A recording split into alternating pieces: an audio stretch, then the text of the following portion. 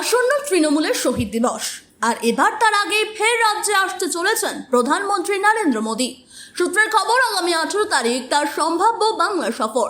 দমদম কিংবা বারাসাতের কোথাও জনসভা হতে পারে। জানা যাচ্ছে বারাসাত, বনগাঁ, ব্যারাকপুর, কলকাতা উত্তর এই 4 সাংগঠনিক জেলাকে নিয়ে জনসভা করবেন মোদী।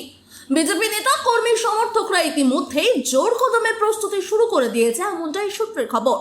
এর আগে মে মাসে উত্তরবঙ্গে আলিপুরদুয়ারে সভা করে গিয়েছেন প্রধানমন্ত্রী।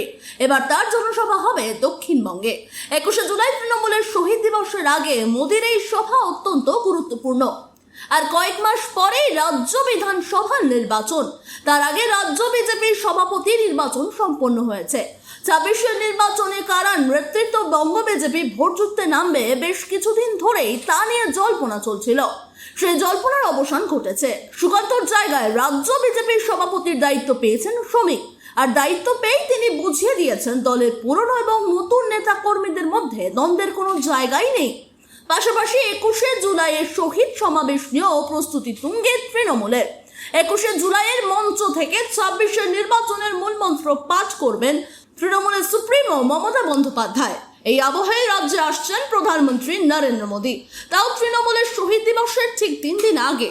তাহলে তৃণমূল নির্বাচনের সুর বেঁধে দেওয়ার আগেই কি ভোটের দামামা বাজিয়ে যাবেন মোদী, উঠছে প্রশ্ন।